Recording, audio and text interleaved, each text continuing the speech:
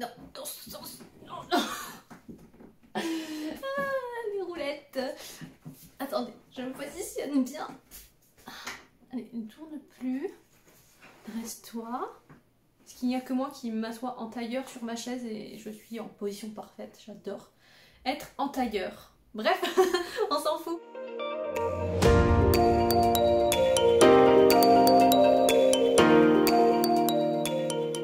Bonjour à tous mes wapis, j'espère que vous allez tous très bien. Je suis ravie de vous retrouver aujourd'hui pour un nouvel update lecture. Vous allez voir, ça va aller, je pense, plus ou moins vite. Je vais essayer de ne pas m'attarder sur les lectures. Il y a beaucoup de lectures graphiques. J'ai un rythme de cucu en ce moment, vraiment de tortue au bout de sa life, donc je vous le dis souvent. Mais clairement, j'ai beaucoup de mal en ce moment. C'est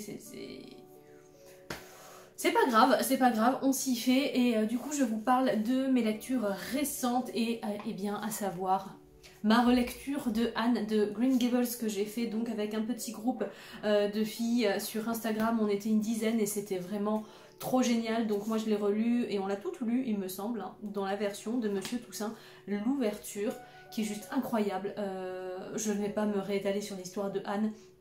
J'ai éprouvé autant de plaisir, si ce n'est plus, à relire cette histoire. J'adore l'histoire de Anne, j'adore les personnages. Anne elle-même est une héroïne, mais tellement pertinente, tellement puissante, tellement belle, tellement touchante. Voilà, moi il y a tout qui me touche dans cette histoire. J'adore l'écriture et la traduction pour le coup. Et la retraduction de Monsieur Toussaint l'ouverture ne m'a pas du tout dérangée. J'ai adoré, j'ai trouvé que ça respectait très bien. En tout cas moi la première traduction que j'avais lue et c'est juste incroyable. Je tiens à dire que le format et le confort de lecture de ces ouvrages sont absolument dingues. Ça a été, je crois, très rare que je prenne autant de plaisir à lire un livre par rapport à son format et à sa mise en page et tout. Je la trouve absolument parfaite. C'est vraiment moi tout ce que j'aime déjà au niveau du format, parce que c'est un médium, moi c'est comme ça que je les appelle, un format médium qui est entre le poche et le grand format finalement. La qualité de l'ouvrage fait qu'on prend grand plaisir à tourner les pages. Voilà, il y a du papier satiné, le grammage du papier est incroyable, c'est vraiment une qualité. Je vous dis pas ça parce que je suis fan du travail de Monsieur Toussaint l'ouverture de manière générale et que c'est mon roman préféré, mais vraiment je suis tellement contente qu'il y ait une réédition de la série complète chez eux. C'est ouf, je suis juste ravie et c'était vraiment un réel plaisir de relire cette histoire. Donc, je ne vais pas me réétaler sur l'histoire, hein, je vous en parle assez souvent, mais très brièvement. C'est l'histoire d'une jeune orpheline, Anne, donc Anne Shirley, qui va être récupérée donc par un couple de fermiers. C'est pas du tout un couple, en fait, ils sont frères et sœurs, mais bon, voilà, c'est un duo, quoi. Par un énorme quiproquo, en fait. Ces deux personnes attendaient en réalité un petit garçon pour les aider aux travaux de la ferme, et malencontreusement, ils vont tomber sur Anne, mais vous allez voir que finalement, elle va totalement évoluer et s'intégrer dans la maison des Pignons Verts, donc Green Gables, et la petite ville d'Avonlea. C'est un régal, c'est magnifique, c'est poétique, c'est plein d'imagination, de bons sentiments, d'amour. Il y a tout ce que j'aime en fait dans ce livre, donc je ne vous le répéterai jamais assez, mais si vous ne l'avez pas encore découvert, foncez. J'ai tellement hâte de lire la suite, je ne tiens plus, mais c'est pour très bientôt. Je devais le lire en mars, mais j'étais tellement lente et que j'ai pas pu. Mais bref, je vous en reparlerai très vite. Enfin bref, foncez si vous pouvez le lire dans cette édition Monsieur Toussaint l'ouverture, dans la collection Toussaint l'aventure jeunesse, c'est la merveille quoi, vraiment c'est le summum, j'adore.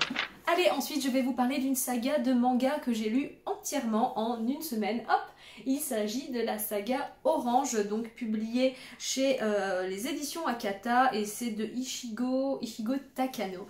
Voilà, la petite saga Orange que mon petit frère m'avait offert dans son intégralité. J'avais moi seulement le tome 1 que j'avais lu il y a un petit bout de temps et j'avais vraiment beaucoup apprécié. Je me l'étais mis dans mes priorités pour acheter la suite en fait tout simplement, et mon petit frère m'a acheté toute la suite, donc j'ai pu me faire une semaine comme j'adore le faire avec un manga par jour, et donc là 6 jours pour le coup.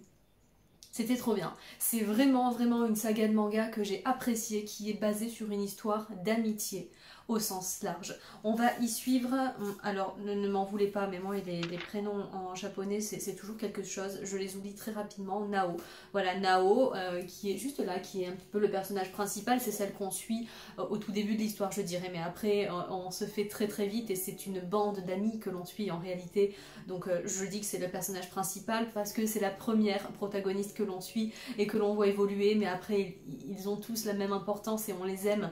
Donc tous plus ou moins, on a des affinités, je suppose, chacun en fonction de notre propre caractère.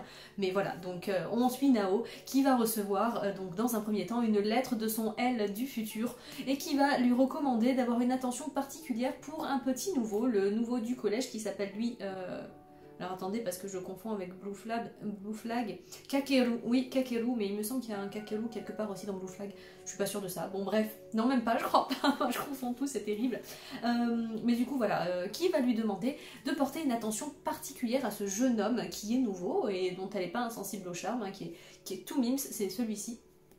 Voilà, et bon bah du coup elle va se dire mais c'est pas possible, qu'est-ce que c'est que ces lettres, enfin n'importe quoi, un moi du futur de 10 ans plus tard je crois, mais enfin je ne comprends pas, est-ce que je dois m'y fier, est-ce que les informations sont réelles, bref, elle décide de faire un petit peu abstraction de tout ça jusqu'à ce qu'elle se rende compte que effectivement les événements mentionnés dans les lettres donc qu'elle reçoit assez quotidiennement, eh bien...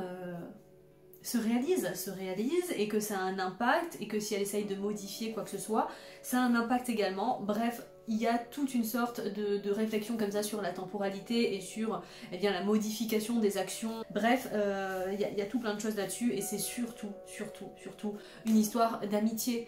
C'est vraiment très très beau. Alors il y a quelques tomes qui m'ont plus marqué que d'autres. Je crois que voilà, j'ai adoré le 3, alors le 1 m'a beaucoup plu. J'ai adoré, attendez, hein, faut que je regarde les couvertures, ouais. Je crois que c'est celui-là. Celui-là, je l'ai adoré. Il y a beaucoup de réflexion et j'ai trouvé qu'il y a énormément de bienveillance dans ce tome-là. On n'a pas peur de montrer les sentiments. J'ai adoré ça. Je veux dire, il y a un mec qui pleure à chaudes larmes. Il est dans les bras de son ami et c'est beau, c'est beau. On lui dit, écoute, vas-y, quoi, je suis là pour toi. Et enfin, moi, c'est ce genre de choses qui me touchent, en fait, de montrer les sentiments bruts comme ça et de pas cacher... ces sentiments de... Il n'y a pas de sentiment de honte, il n'y a pas tout ça. Et j'ai adoré parce que c'est très brut en fait justement. Donc alors faut savoir que la saga se termine en 5 tomes vraiment. Et le tome 6 est en quelque sorte un tome additionnel, je dirais une petite histoire pas alternative parce que... c'est le point de vue, en fait, le point de vue d'un autre personnage, le point de vue de ce personnage que moi j'adore et qui s'appelle Suwa. C'est vraiment un tome qui m'a plu, généralement c'est pas celui qui plaît le plus, des avis que j'ai vus un petit peu, mais moi je l'ai adoré parce que Suwa ça a été vraiment un personnage que j'ai adoré, c'est un des personnages que je préfère dans la saga, donc j'ai adoré avoir son point de vue et je trouve que c'est... vraiment un personnage qui est juste et qui voit les choses d'une belle manière. Donc voilà, sachez que je peux pas vous en dévoiler plus parce que bah, après c'est vraiment vous spoiler le contenu. Sachez juste qu'il y a voilà cette double temporalité. Est-ce que je dois et est-ce que je peux en fait modifier mon présent pour justement que l'impact sur le futur soit différent et que les événements ne soient pas aussi dramatiques parce qu'effectivement si elle reçoit ces lettres c'est pour sauver quelqu'un et donc voilà c'est très beau, ça m'a beaucoup plu, c'est vraiment une saga que je suis contente d'avoir lue, que je suis contente d'avoir dans ma mangatech et ça m'a beaucoup plu, voilà je vous la recommande parce que c'est une bouffée d'amitié, de bonnes ondes et de bons sentiments, donc très belle saga. Ensuite, ça c'était mon roman pour le challenge, mon propre challenge, je sais plus comment s'appelle mon challenge. Je suis débile. Bon, le challenge 12 livres, 12 mois, 12 livres quoi, sur mon année, vous le savez, j'ai fait une petite vidéo vous l'annonçant et ce mois-ci j'avais choisi donc le livre de ma pile à lire qui me fait le plus envie et c'est donc Lady Hélène, c'était donc pour le mois de février, hein, ça. Ouais, j'ai un peu de retard dans mes updates mais vu que je lis pas très beaucoup, ne vous en faites pas, je suis pas à la bourre. Waouh, waouh, waouh. Wow. Vous savez que le tome 1 avait été un gros coup de cœur pour moi, c'était vraiment en passe de devenir un de mes livres préférés clairement et le tome 2 est génial. J'ai absolument pas été déçue par la tournure des événements, ça devient encore plus puissant, et notamment l'attachement au personnage qui est décuplé, forcément, c'était génial. Alors, pour petit rappel, pour un petit pitch assez bref du Lady Helen tome 1, donc de Alison Goodman, toujours publié chez Gallimard Jeunesse, donc c'est des livres qui sont absolument magnifiques. Donc pour petit pitch du tome 1, très rapide, hein, je vais pas non plus vous tenir la grappe pendant 15 ans, on est au tout début du 19e siècle, on est dans les années 1810 par là pour vous situer un petit peu. On suit la jeune Lady Helen qui doit trouver sa place dans la cour et notamment trouver mari pour évoluer dans la société correctement. Il y a beaucoup de mystères autour de sa maman qui a une très mauvaise réputation. On ne sait pas vraiment pourquoi, et cette jeune femme, donc Lady Helen, doit se présenter à la reine pour avoir l'accord de mariage et tout ce qui s'ensuit. Voilà, autour de ce siècle-ci, hein, c'est les femmes font leur truc de leur côté et les hommes ont grand pouvoir, hein, vous savez. Voilà, on est dans ce contexte-là, on a déjà un contexte et une ambiance du 19e siècle, début 19e siècle qui est installée, qui est juste génial, moi j'adore. Je pose le livre parce que, mine de rien, il est un petit peu lourd. Et donc, cette jeune Lady Helen va être en contact avec Lord Carlston, donc par le biais d'un bal voilà, qu'elle va rencontrer. Il va donc lui annoncer qu'elle a un certain don, qu'elle fait partie d'une communauté très rare et qu'elle est en plus de ça la seule femme représentante de cet ordre.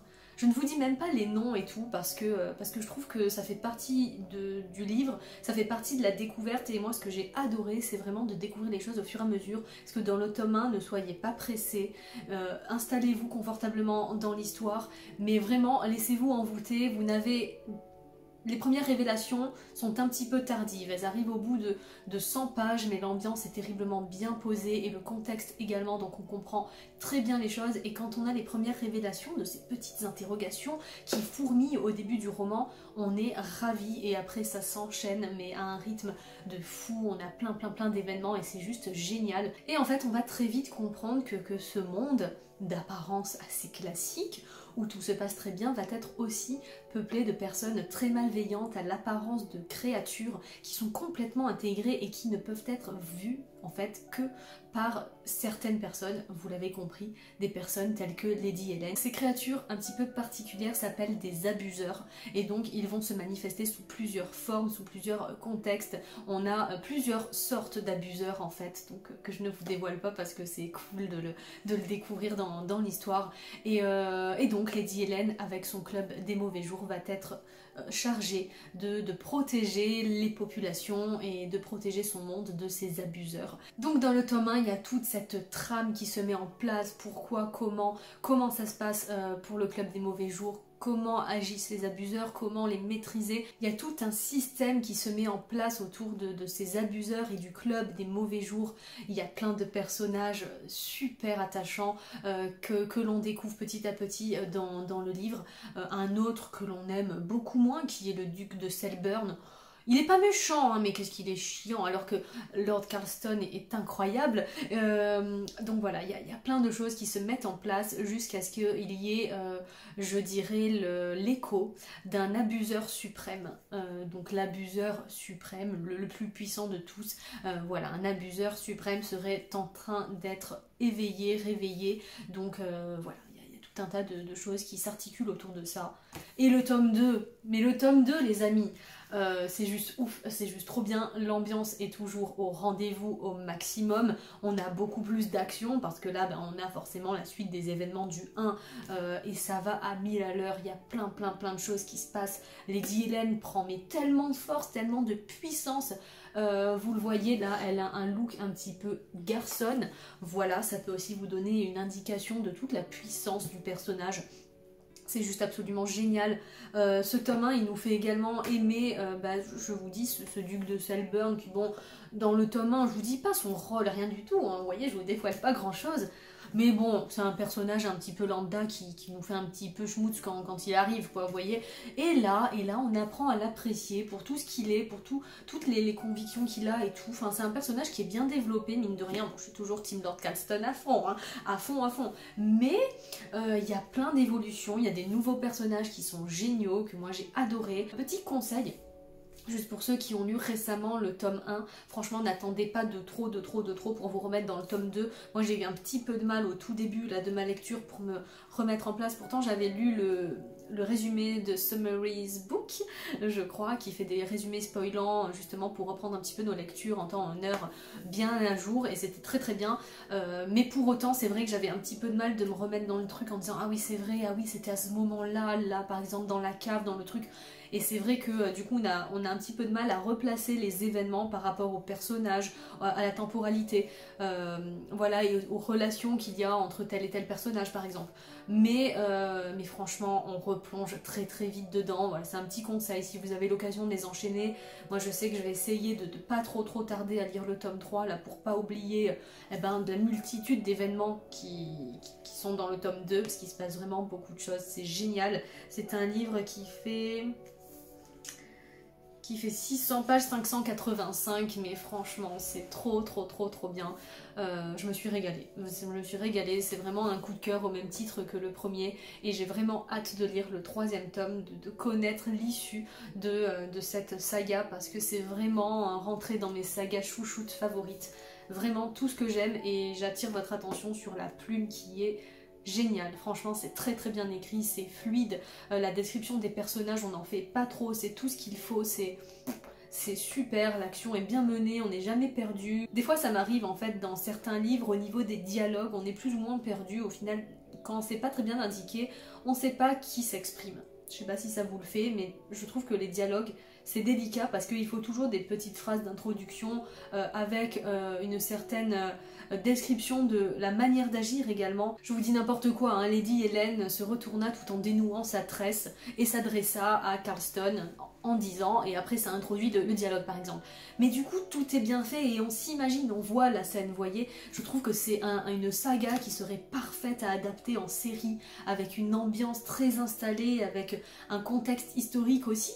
Je trouve que ça serait juste magnifique, ça pourrait être très beau, et c'est un petit peu donc de l'historique fantasy, dark fantasy même un petit peu, avec ces créatures qui sont parfois violentes, hein. Il y a des moments qui sont violents, donc j'adore, franchement j'adore, je ne peux que vous conseiller cette saga, et sachez que si vous avez aimé le tome 1, le tome 2 c'est une explosion, et si vous n'avez pas lu le tome 1, laissez-vous tenter, sachez que ça se bonifie, et attention, moi je suis très délicate avec les tomes 2, j'ai toujours très peur des tomes 2, très peur d'être déçue, très peur de... ouais voilà, de plus adhérer à la saga et tout, et là c'est vraiment un exemple pur et dur de ce qui est trop bien maîtrisé dans un tome 2, c'est génial. Et enfin je vais vous parler de graphique, donc j'ai lu, hop, le tome 2 et le tome 3 de Luna, de Chris et Keramidas, donc c'est chez Soleil.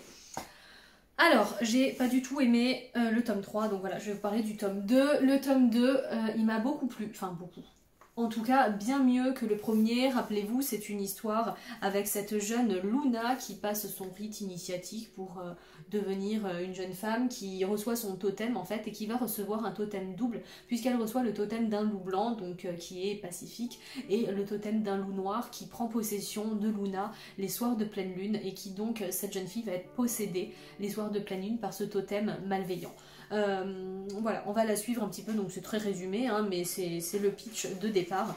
Et j'avais donc apprécié le tome 1, certains aspects, mais j'avais trouvé de l'humour très pénible, et notamment ces petites bestioles là que vous voyez juste ici, qui sont absolument pénibles. Moi j'adhère pas du tout à un humour assez lourd qui revient tout le temps, vous voyez, qui insiste, ça me plaît pas trop, et donc c'est ce qui m'avait vraiment posé problème dans le tome 1, parce que sinon la quête de cette Luna est plus ou moins agréable à suivre. On se pose des questions sur l'héroïne, tout ça dans le tome 1, donc bon, c'était plutôt cool. Le tome 2 j'ai plus apprécié, parce qu'on a ces deux petits personnages là notamment qui sont... oh bah non, moi je veux mon fond d'écran, voilà, on a les deux petits personnages là que j'aime pas trop, qui sont un petit peu plus effacés, et Luna va rencontrer un personnage qui va nous conter son histoire, et qui va être très intéressante en fait. C'est vraiment une histoire dans l'histoire que j'ai vraiment bien apprécié. Ce tome là, ça a été mon préféré de la saga pour l'instant. Là il y en a 6 en fait sur la pochette, mais je sais pas du tout en combien de tomes c'est terminé,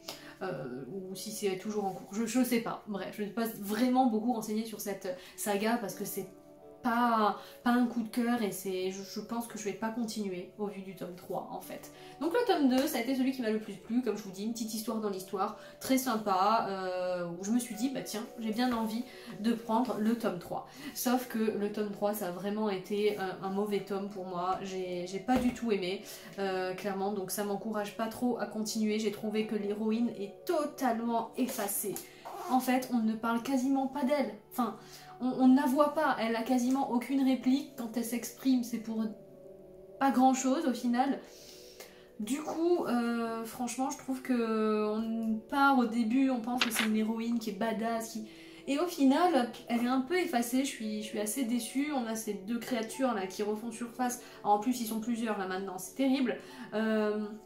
Donc voilà, c'est pas un tome qui m'a plu vraiment.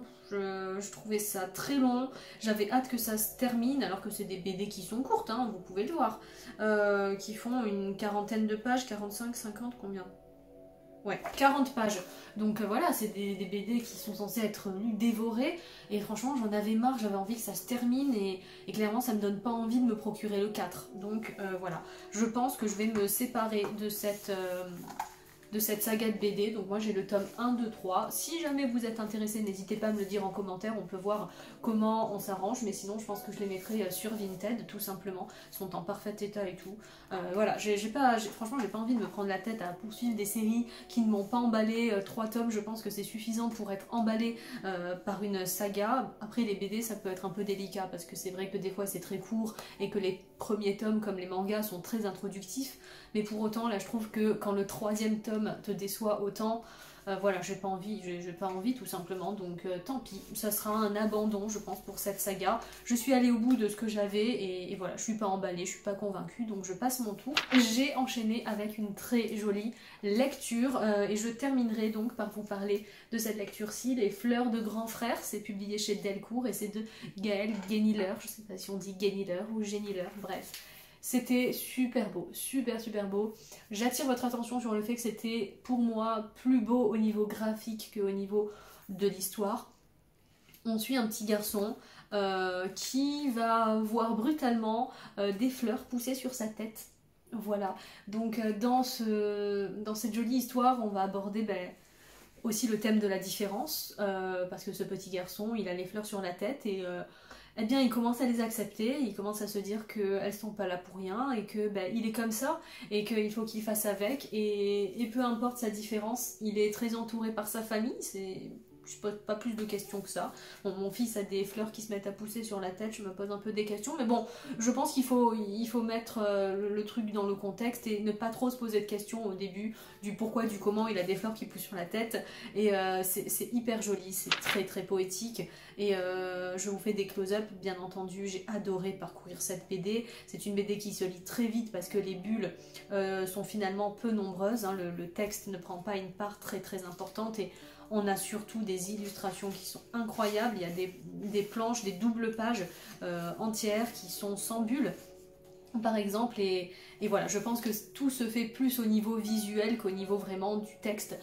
Pour autant, j'ai passé un très bon moment et j'ai adoré suivre l'histoire de ce petit garçon, de voir comment il va réagir, comment il va accepter qui il est et voilà, de voir également le changement de comportement des gens et voilà, de voir un petit peu la bienveillance et les remarques qui tournoient autour d'un phénomène qui paraît assez bizarre et insolite.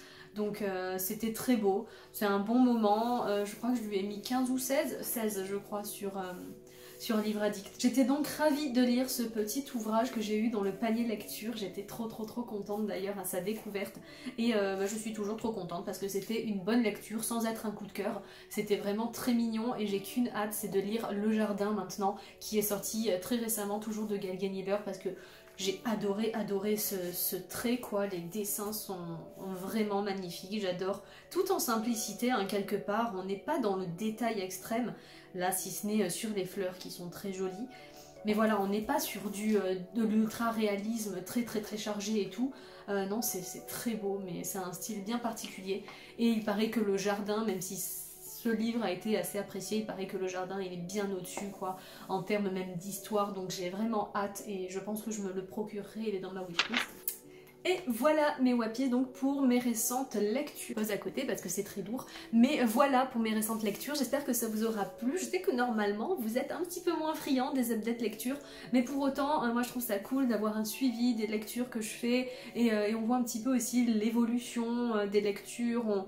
Voilà, je trouve très cool de pouvoir retrouver un avis clair sur un livre. Donc voilà, j'espère que ça vous plaira quand même un petit peu. Et puis moi je vous dis à très vite pour de prochaines vidéos. Je vous fais tout plein de gros bisous. Je vous dis de garder bien en tête que les passions n'ont pas d'âge. Alors vivez-les à fond, fond, fond. Et puis je vous fais encore tout plein de bisous. Je l'ai déjà dit. Bisous. Ciao tout le monde.